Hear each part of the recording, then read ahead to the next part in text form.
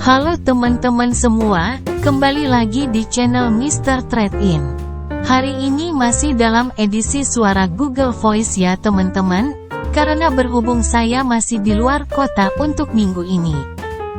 Hari ini kita masuk di IHSG Daily hari Kamis, tanggal 2 Februari tahun 2023. Sebelum saya mulai, pastikan teman-teman udah subscribe channel ini agar gak ketinggalan update market setiap harinya, dan juga jangan lupa untuk follow Instagram channel ini, yaitu di @MrTradeIn.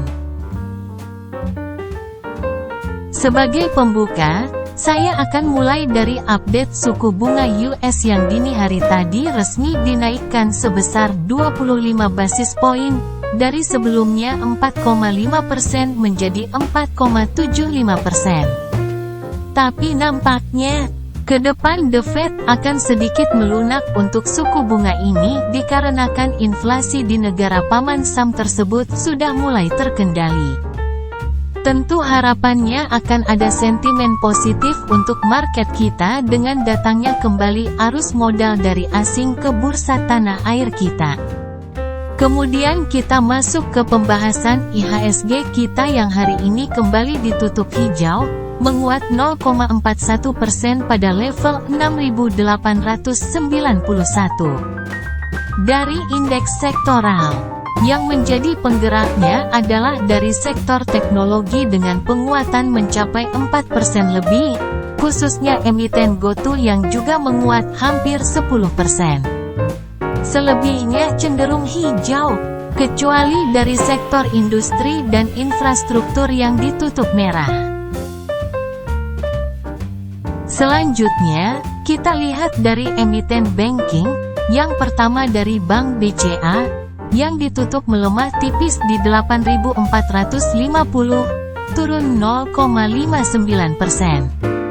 Kemudian dari Bank Mandiri hari ini terlihat cukup netral, menguat 0,26% di harga 9.725. Lalu Bank BNI di harga 9.100, minus 0,27%.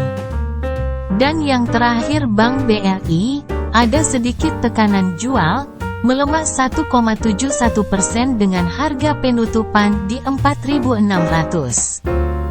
Sementara untuk kurs rupiah hari ini cukup menguat, berada di angka 14.874, yang menunjukkan optimisme investor atas pertumbuhan ekonomi di Indonesia.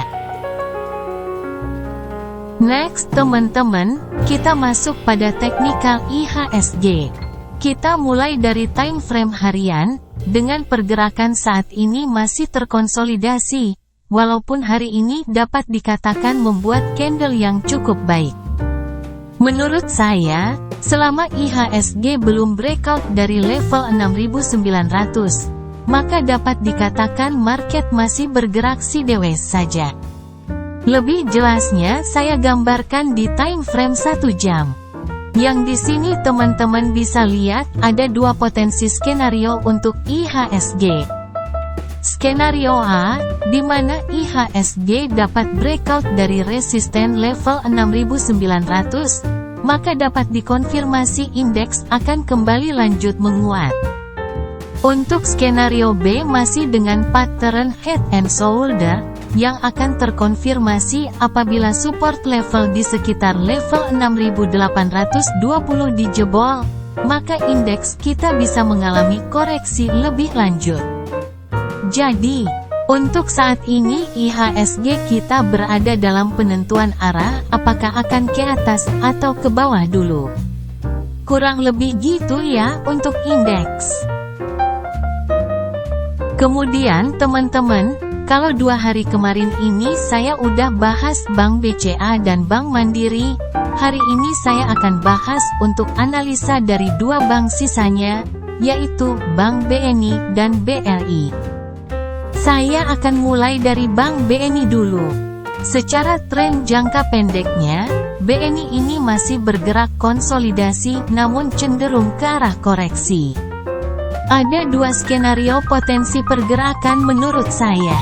Potensi skenario A adalah BNI akan koreksi dulu mencari swing low dari penguatan yang terjadi di pertengahan Januari lalu konsolidasi sebentar, baru nantinya akan kembali lanjut menguat.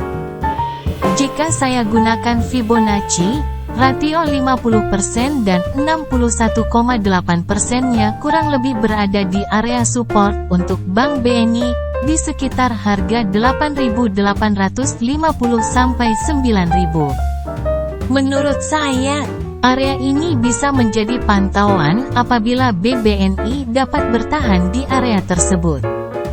Untuk skenario B, awalnya sama yaitu koreksi dulu ke area support sementara, apabila area tersebut dijebol, maka potensinya akan lanjut turun dan menguji support selanjutnya di 8.400, yang merupakan titik low terakhir saat BNI mengalami koreksi dalam. Nah itu teman-teman, sedikit analisa saya untuk Bank BNI. Kemudian untuk Bank BRI ya, secara umum hampir sama potensinya seperti Bank BNI. Skenario pertama adalah BRI ini akan koreksi dulu untuk membuat base support, menguji support di level 4.500, lalu konsolidasi sebentar, baru nanti akan kembali menguat. Nah untuk Bank BRI ini, ada level resisten yang wajib di break, yaitu di level 4.700, tentunya juga harus didukung dengan volume yang cukup signifikan.